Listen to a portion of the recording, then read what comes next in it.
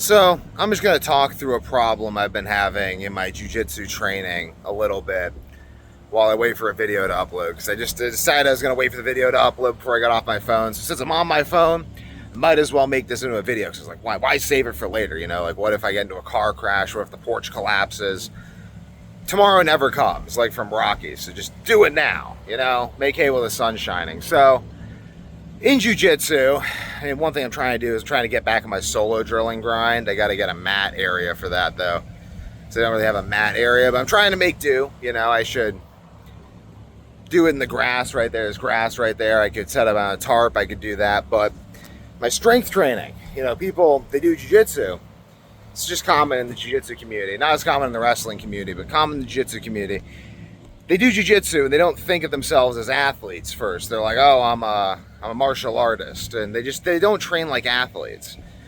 And it's really to the detriment of their game. I mean, the best people are the best athletes, pretty much. And then you have some rare phenoms who usually always injure their body in the process, because being athletic and not getting injured go hand in hand.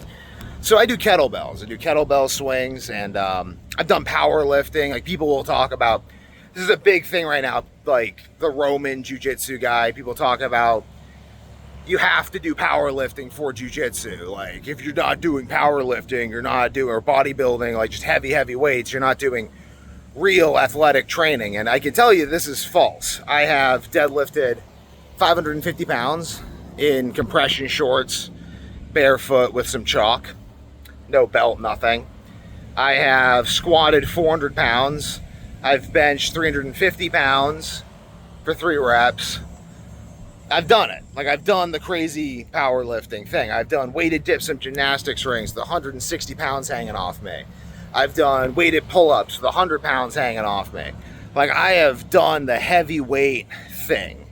And the crazy thing is, the way I took my deadlift from 400 and something, like 460 pounds, maybe 495, to well over 500, 550, it's the last time my deadlift was really heavy, was by not deadlifting heavy and by just doing kettlebell swings, the 53-pound kettlebell, 5 days a week, 100 swings per session, focusing on perfect form, contracting my abs, and strengthening my back with perfect form. Like, I just focus on the form, and that was the whole obsession, was just the form and the physiological adaptations that the form entailed.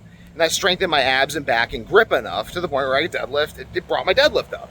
So a lot of these people, and even before I just did that program, the only way I got so strong in the first place was doing lots of calisthenics, lots of kettlebells, really focusing on form and mastering the movements and mastering my body's ability to engage muscles in a useful way to execute these movements.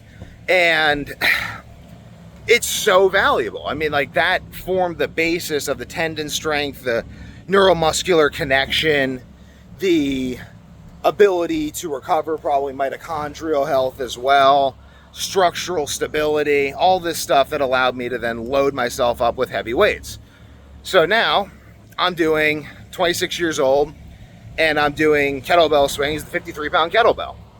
People might be like, oh my God, that's too light. But the way I do it, and I'll make other videos on this, the way I do it is I focus on a few things. I focus on perfect form and only using my hips and my glutes to generate power.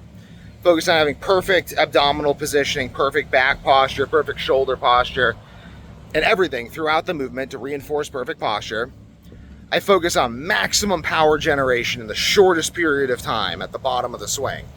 So I try to move as little as possible, as fluidly as possible, to get the most snap for the least movement. So my power, if you understand how power works, power is work over time. My power training is through the roof. The amount of force I'm generating in a very short period of time is massive. But I mean, the moment is very small. Like, I'm moving my hips very little, but I'm getting so much power out of it.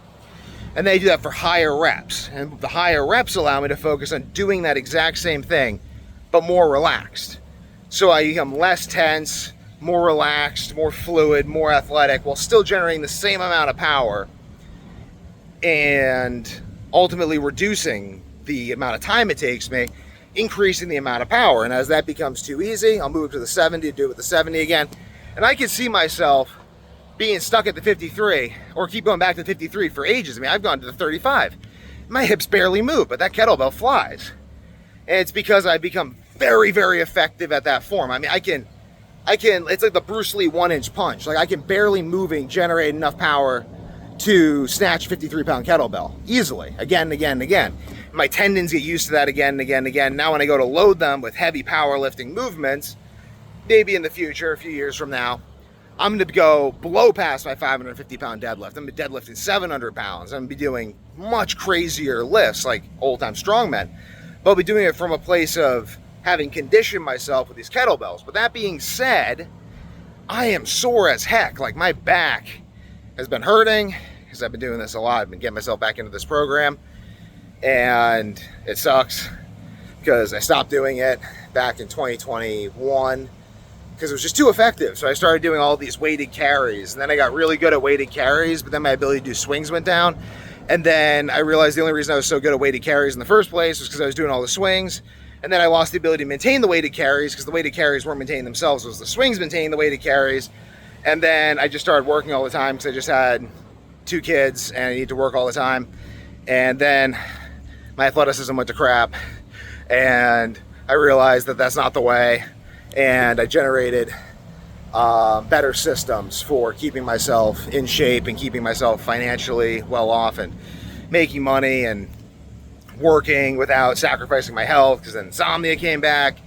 It's a whole thing. Just look at my channel. But point is, I'm getting back into these kettlebells, and the 53-pound kettlebell's been kicking my butt. I mean, I've got like tendon soreness in my abs and hip area, and it feels crazy. So I'm just taking some time off. I had this happen to be back in 2020 as well. I took some time off, just did calisthenics, slept on the floor, let my body rest up, and then came back to the same program again a month or 2 later.